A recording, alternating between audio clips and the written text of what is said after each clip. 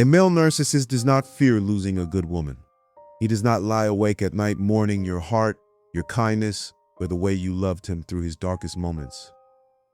No, he does not look at the empty side of the bed and miss the warmth of your body or the sound of your breathing. To believe that he misses you is to project your own humanity onto a creature that operates on an entirely different operating system. He's not capable of missing a soul because he does not have one himself. What he fears are the consequences of your absence. He fears the cold, hard logistical reality of what happens to his life when the person who is holding it all together finally walks away. You have to understand that in the architecture of his life, you were not a partner in any way. You were a load-bearing wall. You were the filtration system that kept his toxicity from poisoning his own water supply. You were the buffer between him and a world that demands accountability. And more importantly, the buffer between him and his own self-loathing. When you leave, he's not crying because he has lost a soulmate. He is panicking because his life support system just unplugged itself. He's terrified of the chaos that is about to ensue because he knows deep down that he is fundamentally incapable of managing his own existence without a host. He's standing naked in the rain, not mourning the loss of the person who held the umbrella, but furious that he is getting wet. I'm Samir, a narcissistic abuse recovery professional. Welcome to my channel. Today we are going to strip away the romantic delusions of the regretful ex and look at the terrifying practical reality of what a male narcissist actually fears when a good woman goes no contact with him. You need to look at the role you actually played in his life to understand the depth of his panic. You realize that you were not just a wife or a girlfriend. No, you were an executive assistant for a man who refused to grow up. You were the manager of his entire reality. Think about the mental load you carried. You were the one remembering his mother's birthday, am I right? Because he could not be bothered. You were the one smoothing things over with the neighbors after he had a rage fit. You were the one making sure he looked presentable, that his bills were paid, and that his reputation remained intact. You were the architect of the public saint persona he wears so proudly. His real fear is the collapse of this manufactured image. Without you there to curate his life, the cracks start to show immediately. A male narcissist is terrified of the exposure of his incompetence. He relies on weaponized incompetence to control you, pretending he does not know how to do things so you will do them for him. But when you leave, that incompetence stops being a manipulation tactic and becomes a survival threat. Suddenly, he has to be an adult. He has to manage the mundane, boring, gritty details of life. He fears the pile of unpaid bills, the messy house, the forgotten appointments, and the social faux pas that you used to catch before they happened. He fears looking disorganized and pathetic to the outside world. He doesn't miss your face. He misses the concierge service that made him look like a functional, decent human being. This goes deeper than just laundry and bills, though. It goes into the very regulation of his nervous system.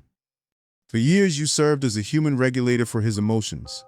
When he was angry, you were the punching bag he used to release that pressure. When he was insecure, you were the endless fountain of validation that pumped him back up. When he was shameful, you were the trash can he dumped that shame into so he didn't have to carry it. This is the darkest fear he has, the fear of emotional backup. Imagine his psyche as a sewer system, and you were the treatment plant. You processed his waste. You took his insults, his projections, and his rage. You metabolized them. You cried. You got sick. You aged. But you kept him clean. In your absence, that filth is nowhere to go. It backs up into his own house. He is now trapped in a psychological room with his own demons, and there is no one there to blame. He can't point a finger at you and say, "You made me do this," because you are not there. He has to sit in the silence of his own dysfunction. This drives him to the brink of insanity. The fear is not how he lost love. The fear is that he has to consume his own poison because the vessel he used to pour it into has shattered. This brings us to the social collapse. A narcissist moves through the world wearing a mask of charm and success. But that mask is heavy and it slips often. You are the one standing there to catch it. How many times did you explain away his bad behavior to friends? Oh, he's just stressed from work. Or, he didn't mean it like that. You were his PR manager. You humanized him. You gave him borrowed empathy. People liked him because they liked you, and they assumed that if a woman as good and kind as you loved him, there must be something good in him. You were his voucher. His fear is the loss of that social shield. Without you standing next to him, people start to see the cold, dead look in his eyes. They notice the arrogance without the softener. They start to ask questions. Why did she leave? What really happened? He's terrified of the narrative vacuum. He knows he can spin a lie. He can call you crazy or unstable. But lies have a shelf life.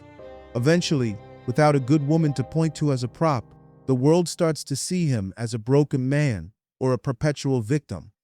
He fears the loss of credibility. He fears becoming socially irrelevant because he no longer has a high-value partner to raise his status. We also have to talk about the physical aspect of this, the resource phenomenon that so many women describe. It's shocking to a male narcissist. Access to your body and your domestic labor was seen as a right, not a privilege. He views women as resources to be mined.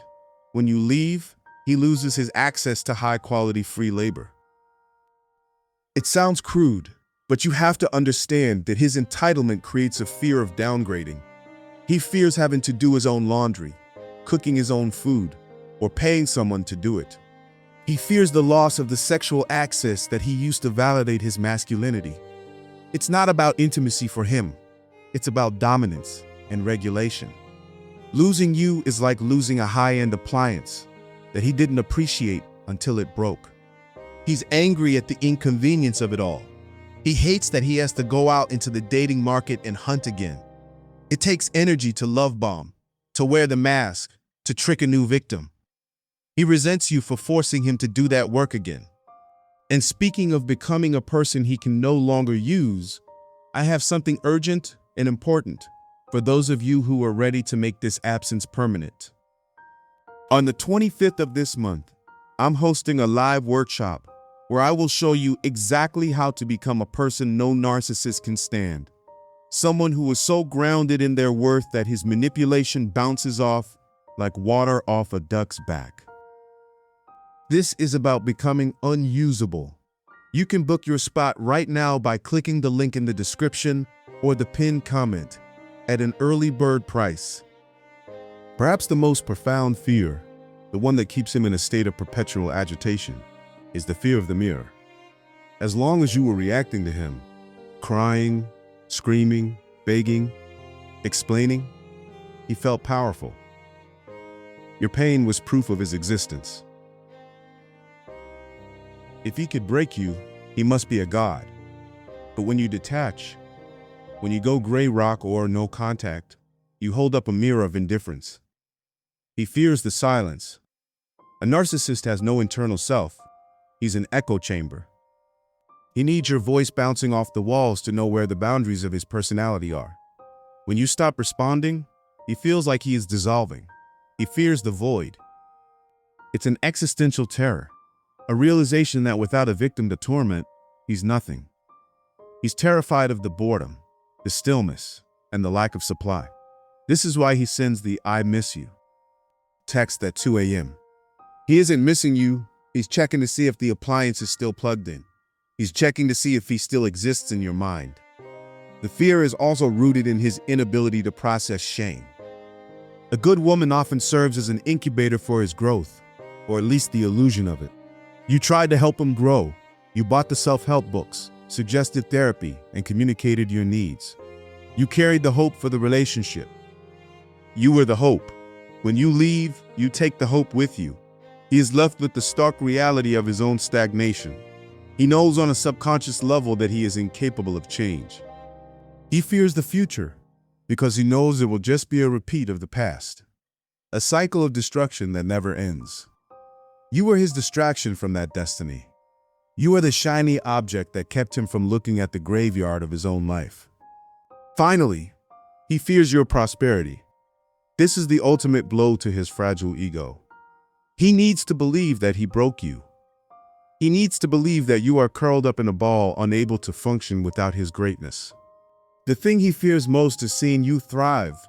He fears the day you post a photo where you look genuinely happy, not the fake happiness he forced you to perform, but the real light-filled radiance of a woman who is free.